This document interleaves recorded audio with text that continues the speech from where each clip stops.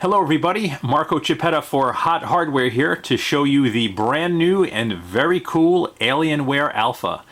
Alienware says the Alpha combines the freedom of a PC with the ease of use of a console. Now these little machines are configurable with up to an Intel Core i7 processor. They have custom NVIDIA GeForce GPUs. Alienware also throws in a wireless Xbox 360 controller, and they ship with a Windows 8.1 Home Premium and a custom user interface developed by Alienware. What do you say we dive in and take a little bit of a closer look? So we've got the Alienware Alpha resting on our trusty Lazy Susan here. This particular setup we have in front of you is based on an Intel Core i3 4130T processor with 4 gigs of RAM, and the GPU is simply labeled GeForce GPU in Windows, but it's got 640 CUDA cores with a 128-bit memory interface connected to 2 gigabytes of RAM. That's similar to a low-end GeForce GT 860M setup.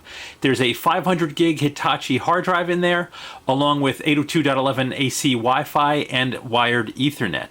So on the front of the Alpha, there are a pair of USB ports. The alien head here is the power button, and this little angled segment, that's actually a light. And the lighting on the device can be customized through Alienware software. The left-hand side is clean, just a shiny surface there, and that is the same on the right, but there is plenty to see on the back. So all the way over here on the left, we have the power port.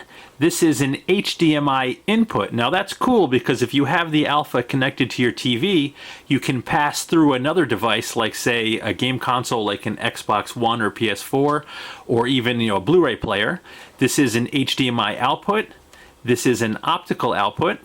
This is your wired RJ45 Ethernet jack, and 2 more USB ports. There's actually a 5th USB port on the bottom covered up by a little panel. That's if you have, say, a wireless keyboard and mouse and you don't want the dongle sticking out of the back or front of the device. I've gone ahead and flipped the Alienware Alpha over, and just under this panel is that 5th USB port I was telling you about. It's right in there, I promise. And if you look around the edge, there are 4 screw holes. Take those 4 Phillips head screws out and the whole thing comes right apart. So let me pull off the bottom here. Not much to see except the hard drive enclosure, but if we flip it over, some pretty cool stuff happening here. If I squeeze these clips, I can take this cooling fan right out, squeeze these 2 clips, and this cooling fan comes right out. Now under these heat sinks are the CPU and GPU. You have the memory here, which is very easily accessible. The Wi-Fi adapter is right here, and as you can see, the whole motherboard is exposed. So there's mostly mobile components inside here. The GPU is not upgradable at this point, but as you can see, the memory is easily upgradable, as is the drive. Pricing for the Alienware Alpha starts at $549 for the Core i3 based model we're showing you here, and jumps on up to $899 for a Core i7 based model with 8 gigs of RAM and a 2 terabyte hard drive. Here's a quick look at the Alpha with the lights dimmed in the room. As you can see, the alien head power button lights up, as does the little spot here at the lower left. And as I mentioned earlier, the lighting is configurable on the device to virtually any color you want.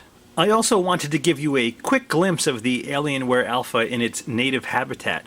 So here you see the Alpha sitting on top of an Xbox One. Now, as you can see, it is way smaller than the Xbox One. It is a fraction of the size. Now, part of that is because there's no optical drive on the Alpha. But overall, regardless, there's really no comparison. The Alpha is smaller in virtually every way, and it's actually quieter too. Now let me show you what's happening on screen. When you power up the Alienware Alpha, it has a couple of modes of operation. So it is a full Windows 8.1 based PC, and has a desktop mode like you see here, and it ships with very little bloatware. The machine is nice and clean.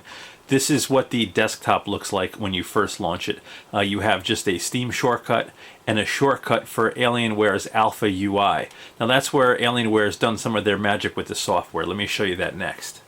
And here is what the Alpha UI looks like when you first power up the machine. So Alienware essentially sets up 2 different users. There's the standard Alpha user, which is the desktop mode I just showed you, and the Alpha UI user, which boots to this menu. It's essentially Alienware's custom 10-foot interface. You can launch Steam in big picture mode, access a few settings, a help file, and from the power button you could exit back into desktop mode or shut the machine down. Now, it does require a reboot to enter the Alpha UI mode, but not to exit it. You can exit the Alpha UI and get to desktop without a restart. The Core i3 powered Alienware Alpha that we tested isn't exactly a benchmark burner. It is the entry-level configuration that Alienware offers. Now with that said, the 860M GPU is perfectly capable of putting out playable frame rates at the 1080p target resolution of this device. Now remember, it's really meant to be connected to a TV, and most TVs are going to have a 1080p resolution.